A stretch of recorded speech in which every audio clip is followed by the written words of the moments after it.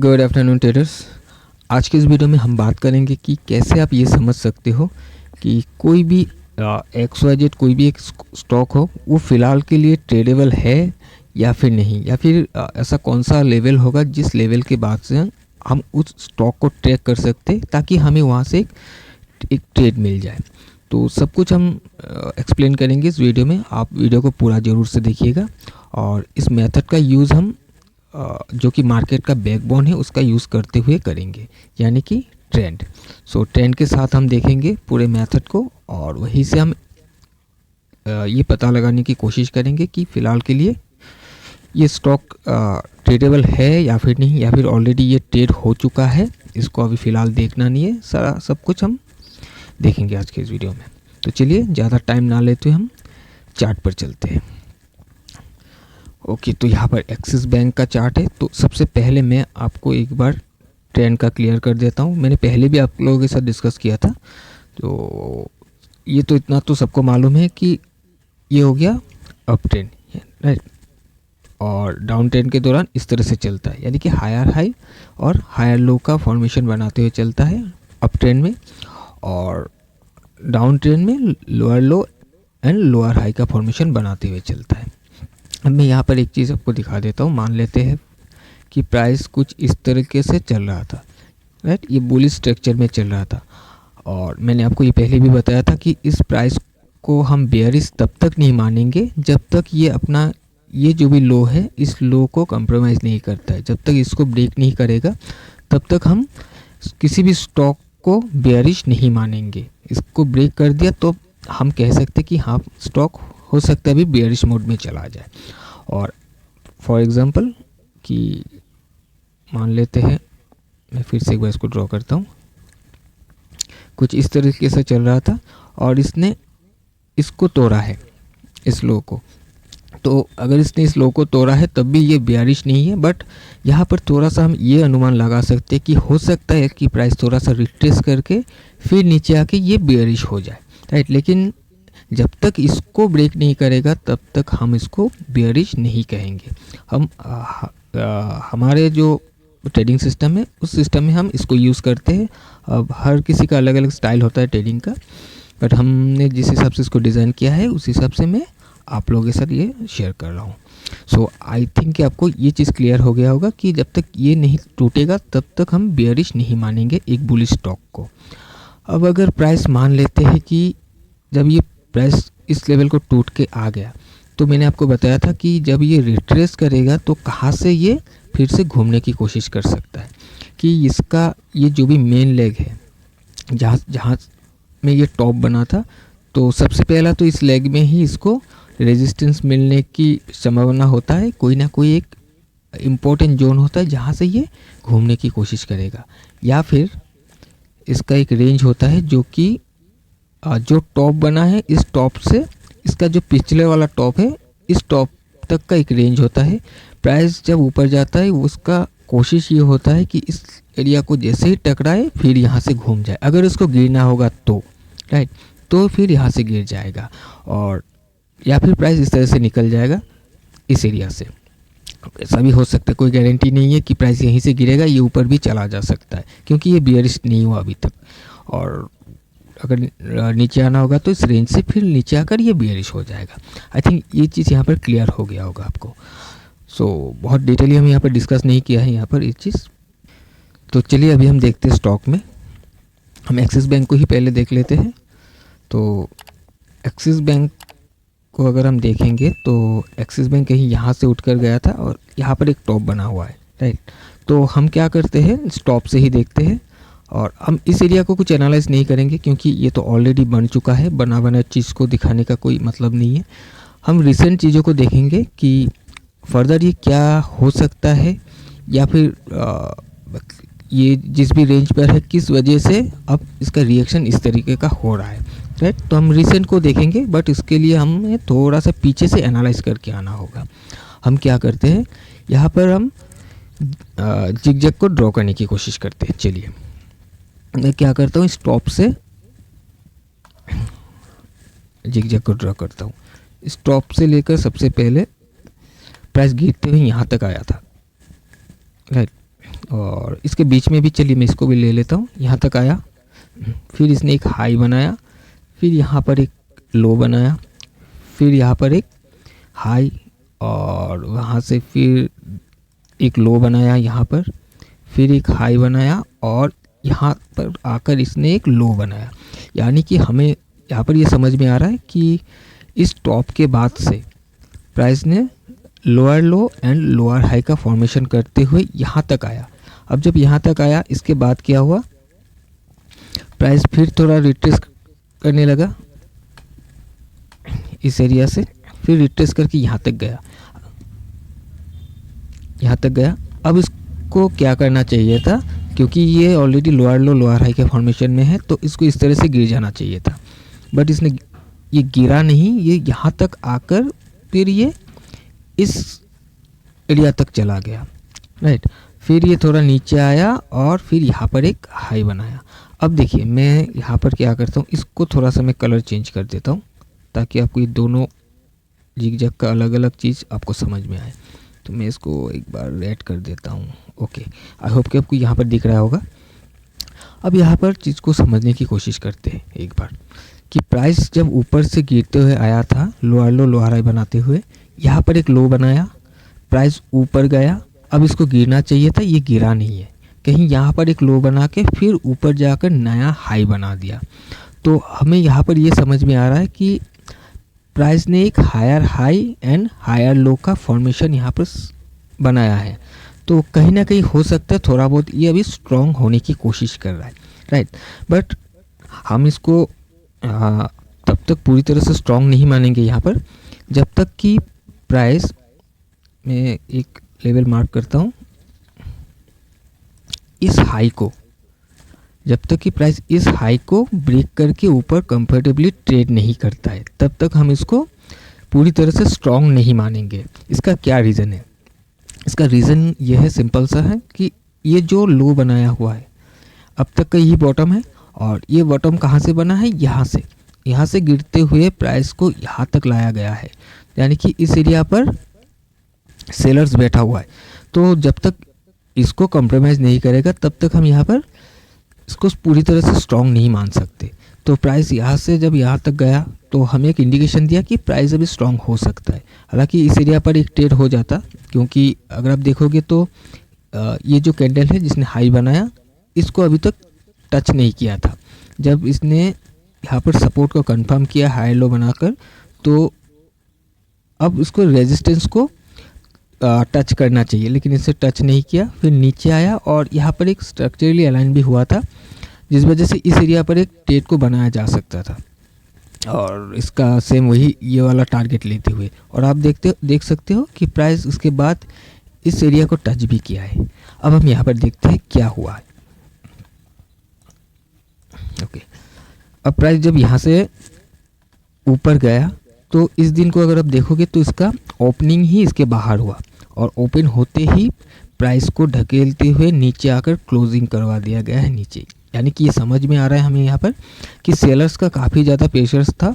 Open तो ऊपर हुआ बट सस्टेन नहीं कर पाया, नीचे आकर यहाँ पर क्लोजिंग कर दिया है। अब इसके बाद होना क्या चाहिए था, अगर सेलर में इतना ही ताकत है तो उसके बाद प्राइस को धीरे धीरे करके नीचे की ओर ट्रैवल करना चाहिए था, राइट। लेकिन प्राइस ऐसा हुआ नहीं है। प्राइस फिर यहाँ पर थोड़ा सा साइडवेज जैसा रिएक्ट किया, फिर यहाँ पर एक हायर हाई का फॉर्मेशन हुआ। आप देख सकते हो वॉल्यूम भी बड़ा हुआ है, लेकिन इसने भी ब्रेक नहीं कर पाया। यानी कि बायर्स में भी उतना अभी स्ट्रेंथ नहीं है कि इसको ब्रेक कर पा रहा है। तो फिलहाल के लिए हमें ये समझ में आ रहा है कि हम अभी इसको बाय तो नहीं कर सकते, क्योंकि ये जो रेजिस्टेंस है इसको बार बार टकरा कर क्लोज हो रहा है। यहाँ पर एक लोअर लो का भी फॉर्मेशन है। हम यहाँ पर ना बाय कर सकते ना ही सेल क्यों नहीं कर सकते, मैं आपको वो भी बताऊंगा कि सेल किस एरिया से हमें प्लान करना है। तो सबसे पहले मान लेते हैं कि इसको ऊपर जाना है, अभी इसको बाय हो जाना है, तो क्या करेगा। तो सबसे पहले इसको एक कैंडल कुछ इस तरीके से एक कैंडल यहाँ पर बनाना पड़ेगा, ग्रीन कैंडल। इसका ब्रेकआउट हो जाना चाहिए इस एरिया का। जब ये ब्रेकआउट हो जाएगा तो फिर ये हमारे वॉच लिस्ट में आ जाएगा कि हम इस पे अभी ट्रेड कर सकते हैं, ये रेडी हो गया हमारे लिए ट्रेड करने के लिए। और इस कहाँ तक हम ट्रेड कर सकते हैं इसको फिर हम ट्रेड कर सकते हैं इस हाई तक, कि प्राइस यहाँ से जब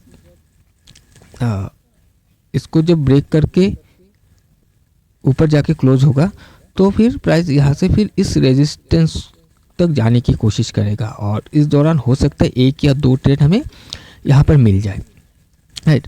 तो अभी फ़िलहाल ये ट्रेडेबल नहीं है, हमें देखकर ये समझ में आ रहा है कि रेजिस्टेंस जोन पर ये ट्रेड कर रहा है, ये कोशिश कर रहा है इसको ब्रेक करने के लिए, लेकिन ये फेल हो जा रहा है। अगर ये एक बार इसको ब्रेक कर देता है, इसके ऊपर सस्टेन हो जाता है, तो फिर यहाँ से 1 या 2 दिन में 1 या 2 ट्रेड हमें मिल सकता है एक्सिस बैंक में इस एरिया तक, ठीक है। उसके बाद भी ऊपर भी ऑलरेडी रोम खुला हुआ है, बट हमें जो दिख रहा है फ़िलहाल एक रेजिस्टेंस लेवल, जो कि यहाँ से गिरते हुए आया था, ये जो स्विंग आप देख रहे हो जिगजैग का, यहाँ तक तो उसको जाना ही चाहिए अगर इसको ब्रेक करता है तो। अब अगर मान लेते हैं कि इसको बाई होना नहीं है, इसको फिर से नीचे आ जाना है, तो क्या होगा? तो सबसे पहले इसको देखिएगा, ये जो भी स्विंग लो बना हुआ है, इस लो के नीचे प्राइस को आना पड़ेगा। अब एक बार प्राइस यहाँ से नीचे यहाँ पर अगर आ जाता है, कोई एक कैंडल यहाँ पर क्लोज हो जाता है, तो फिर हम मान सकते हैं कि कहीं ना कहीं हो सकता है कि ये जो भी हमें दिखा कि प्राइस स्ट्रॉन्ग होने की कोशिश कर रहा था, ये फिर से अभी अपना ट्रेंड को चेंज कर दिया है, ये फिर से वीक हो सकता है। लेकिन हम इसके ब्रेकआउट पर ही ट्रेड नहीं करेंगे। जैसे प्राइस यहाँ पर ब्रेक किया, अगर ब्रेक करने के बाद मान लेते हैं कैंडल का फॉर्मेशन कुछ इस तरह से कैंडल का फॉर्मेशन हुआ, तो हमें वेट करना है एक रिट्रेसमेंट का यहाँ से, कि प्राइस फिर से रिट्रेस करेगा। अब रिट्रेस कहाँ तक करेगा मैंने आपको बताया हुआ है, इस जोन में आपको देखना है कि कौन सा इम्पोर्टेंट एरिया है, या फिर इस हाई से लेकर इस हाई के बीच से कहीं ना कहीं यहाँ से ही घूमकर आने की कोशिश करेगा, राइट। और जब ये घूमने की कोशिश करेगा, फिर ये हमारे वॉच लिस्ट में आ जाएगा सेल साइड के लिए, कि यहाँ से प्राइस जब गिरते हुए आएगा तो हो सकता है इस लो तक आने की कोशिश करे, या फिर इस लो तक आने की कोशिश करे, तो वहाँ पर भी हमें 2 या 3 ट्रेड इजीली मिल सकता है एक्सिस बैंक में, राइट। सो आई होप कि आपको ये चीज़ यहाँ पर क्लियर हो गया होगा। अब ट्रेडर्स मैंने यहाँ पर सब कुछ डिलीट कर दिया है, तो यहाँ पर अगर आपको मैं पूछूँ कि फ़िलहाल ये जो भी लाइन ड्रॉ किया हुआ है, जिगजैग ड्रॉ किया हुआ है, इसको देखकर आपको क्या लग रहा है? तो कहीं ना कहीं क्लियरली अभी आपको समझ में आ रहा होगा कि प्राइस अभी एक जोन के अंदर ट्रेड कर रहा है, राइट। और ये किस साइड में टूटेगा ना आपको मालूम है ना हमको मालूम है। हालांकि यहाँ पर हमें दिख रहा है कि ये स्ट्रॉन्ग होने की कोशिश कर रहा है, हाई लो का फॉर्मेशन है, ये टूट सकता है इस साइड में। अगर ये इस साइड में टूटता है तभी हम इसको प्लान करेंगे, और अगर इसको वीक होना है तो इसको इसके नीचे आना पड़ेगा। चलिए, एक्सिस बैंक हो गया। हम क्या करते हैं अभी एक दूसरा स्टॉक को भी देखते हैं। ICICI को देख लेते हैं। ओके, सो मैं इसको एक बार डिलीट करता हूँ, उसके बाद में दिखाता हूँ। तो ICICI में अगर देखोगे तो यहाँ पर टॉप बना हुआ है, यहाँ कहीं टॉप बना हुआ है, प्राइस यहाँ से गिरते हुए यहाँ पर एक लो बनाया है। और चलिए यहाँ पर भी हम सबसे पहले एक जिगजैग को ड्रॉ करते हैं। इस हाई से पहले यहाँ पर आया, फिर यहाँ एक लो बनाया, फिर एक हाई बनाया, फिर प्राइस कहीं यहाँ तक गिरते हुए आया, फिर एक इस एरिया पर हाई बन के यहाँ पर ये लो बना हुआ है, ठीक है। अब मैं इस एरिया को अभी नहीं देख रहा हूँ क्योंकि ये तो ऑलरेडी हो चुका है, लेकिन यहाँ से लेकर यहाँ तक का अगर आप देखोगे कि लास्ट जो लेग था लो बनने का, वो ये लेग था, तो मैं इसके हाई पर एक मार्क कर देता हूँ, ठीक है। अब क्या हुआ, प्राइस यहाँ से ऐसे करके घूमते हुए गया, और जब इसको टकराया, आप देख सकते हो जैसे इसको टकराया, फिर यहाँ से प्राइस रिवर्स होने की कोशिश किया, और फिर ये गिर नहीं पाया, यहाँ से बाहर जाकर फिर एक हायर हाई का फॉर्मेशन कर दिया, ब्रेकआउट हो गया। ये एग्जैक्टली जो कि मैं आपको एक्सिस बैंक में बता रहा था, कुछ इस तरह का ही बिहेवियर यहाँ पर हो चुका है, और जो हम अभी एक्सपेक्ट कर रहे हैं एक्सिस बैंक से। अब यहाँ पर आप देखोगे कि इसने इस लेवल को ब्रेक करके ऊपर जाके क्लोजिंग दे दिया है, और जैसे क्लोजिंग दिया आप देख सकते हो नेगेटिव एक अच्छा ट्रेड हमें शायद यहाँ पर मिल गया होगा। ओके चलिए, अभी तो ये हो गया है, ये ट्रेड हमने लिया भी नहीं है। फिलहाल क्या हो सकता है, फिलहाल देखिए प्राइस ऊपर गया हाई बना के फिर नीचे आया, और जब नीचे आया ये जो भी मैंने लाइन ड्रॉ किया है जो कि लास्ट लेग हमारा है डाउनफॉल का, उसके ऊपर जाकर क्लोजिंग होने के बाद प्राइस नीचे आया और इसी लेवल को टकरा कर इसने ऊपर ही क्लोजिंग दिया, वॉल्यूम का भी ब्रेकआउट हो गया। ठीक है, अब इसको अगर ऊपर जाना है तो इसको क्या करना चाहिए, देखिएगा सिंपल सा कि इसको सबसे पहले या तो एक इनसाइड कैंडल बनाना चाहिए यहाँ पर, या फिर एक रिजेक्शन कैंडल कुछ इस तरीके से नीचे आएगा, प्राइस फेल होके ऊपर जाके क्लोजिंग हो जाएगा। या तो एक इनसाइड कैंडल बनाए या फिर एक रिजेक्शन वाला कैंडल बनाए जो कि फिर से कंफर्म करे इस लो के नीचे एक सपोर्ट है, अपना ये जो रेड कैंडल है इसके नीचे एक सपोर्ट है। उसके बाद जब प्राइस एक हायर हाई का फॉर्मेशन करेगा उसके बाद आपको एक ट्रेड मिल सकता है, यहाँ पर आप यहाँ पर एक ट्रेड ले लेना, राइट।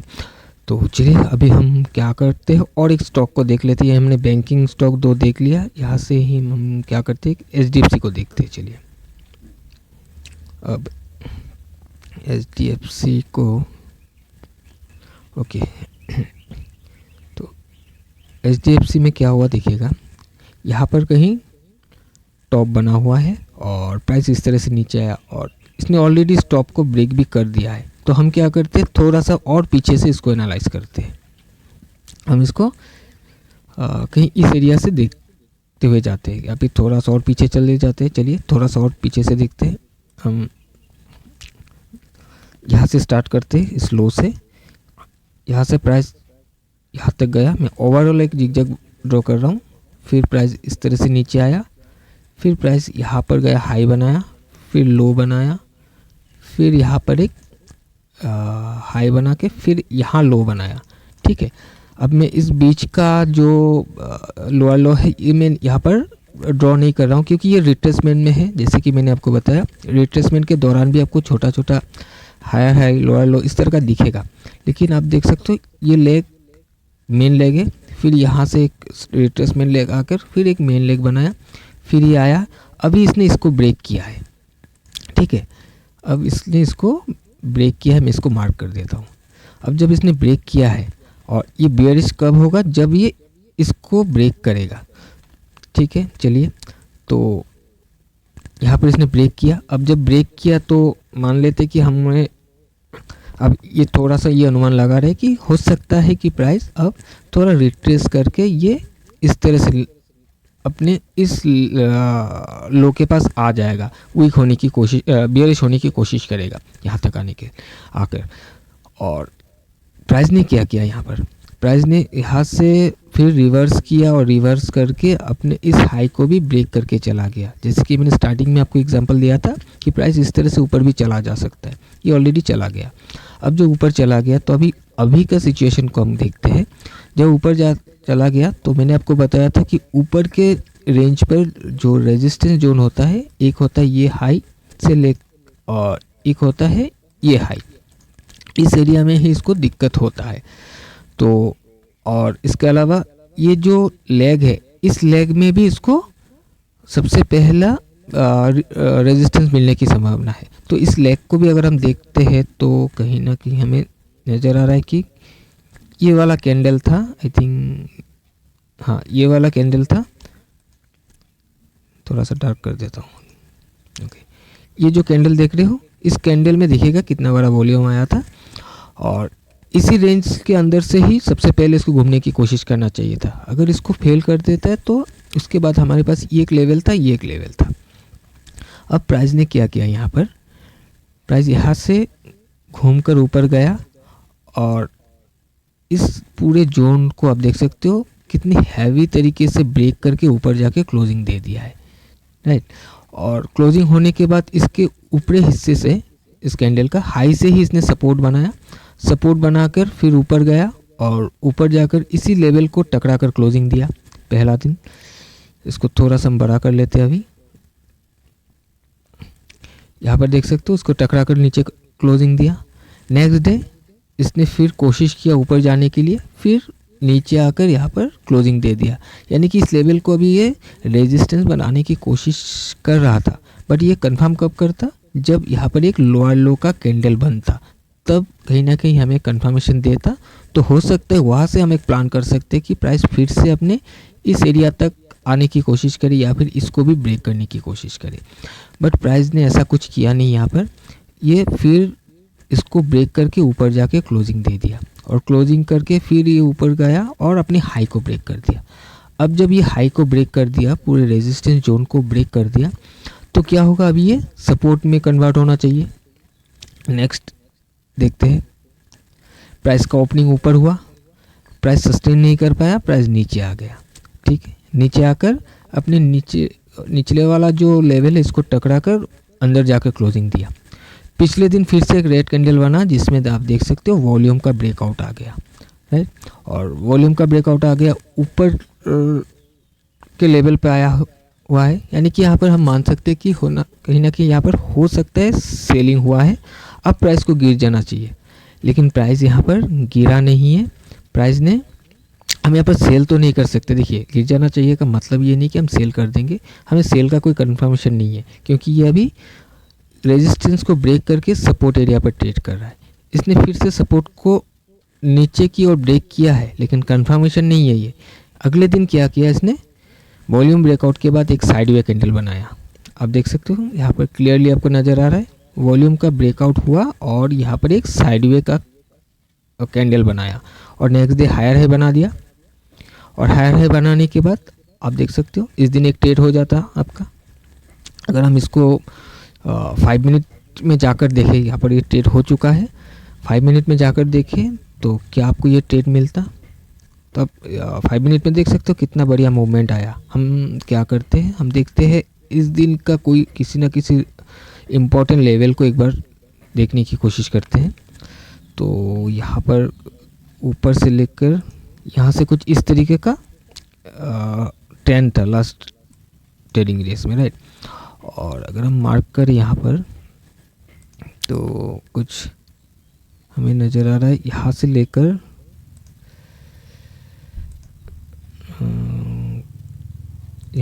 लेकर कलर में चेंज कर देता हूँ, ब्लैक कर देता हूँ। ये एरिया, ये जो ब्लैक कलर का एरिया देख रहे हैं, ये एक इम्पोर्टेंट जोन था इस ट्रेडिंग सेशन में, और इसके ऊपर जाके इसने क्लोजिंग दिया था।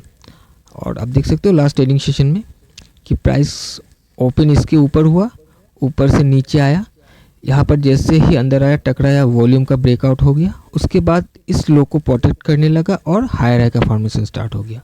फिर नीचे आया तो इस एरिया पर आपका ट्रेडिंग बन जाता आराम से, और आप देख सकते हो कितना बढ़िया मोमेंटम आया यहाँ पर। सो ट्रेडर्स, आई होप कि आपको ये सारा पॉइंट क्लियर हो गया होगा कि किस तरह से आप ट्रेंड को देखते हुए और जो भी लेवल है इसको देखते हुए एक स्टॉक को निकाल सकते हो, ये समझ सकते हो कि ये फ़िलहाल ट्रेडेबल है कि नहीं, या फिर ये ऑलरेडी ट्रेड हो चुका है। इस चीज़ को आप समझ सकते हो, और इस तरीके से अगर आप करोगे तो इजीली आपको काफ़ी सारा स्टॉक मिल जाएगा, क्योंकि टोटल 50 स्टॉक है। 50 स्टॉक में से अगर आप देखोगे तो कुछ स्टॉक का ऐसा होगा कि अपना स्ट्रक्चर को बनाकर ये ऑलरेडी ट्रेड हो चुका है, अपने ट्रेड नहीं लिया बट ये ट्रेड हो चुका है। कुछ स्टॉक मिलेगा ऑलरेडी ट्रेड हो चुका है, कुछ स्टॉक आपको मिलेगा जो अभी रेडी हो रहा है, और कुछ स्टॉक मिलेगा जो आपका ऑलरेडी रेडी हो चुका है। तो जब तक आप अपना जो भी रेडी हो चुका है उस स्टॉक में ट्रेड करोगे, तब तक आप देखोगे जो ऑलरेडी ट्रेड हो चुका है वो फिर अपना दूसरा एक स्ट्रक्चर रेडी करने के लिए, अलाइन होने के लिए वो फिर से नीचे आता रहेगा, या फिर किसी एक रेंज पर अपना स्ट्रक्चर को बनाने के लिए जुट जाएगा, राइट। सो बहुत ज़्यादा तो हम यहाँ पर डिस्कस नहीं कर पाए, क्योंकि वीडियो काफ़ी लंबा हो जाएगा, और 2-3 स्टॉक में हमने देखा है। आप बाकी स्टॉक को भी देख सकते हो खुद अपने हिसाब से। मार्केट इसी तरह से ही चलता है, स्ट्रक्चर कुछ ही स्ट्रक्चर है जो रिपीट होता रहता है, और इसी हिसाब से ही मार्केट चलता है, राइट। एक डिसिप्लिन में मार्केट चलता है, आपको ये चीज़ समझना होगा। आप कहीं भी किसी भी स्टॉक को अगर ट्रेड करने जाओगे तो वहाँ पर फंस जाने का डर होता है।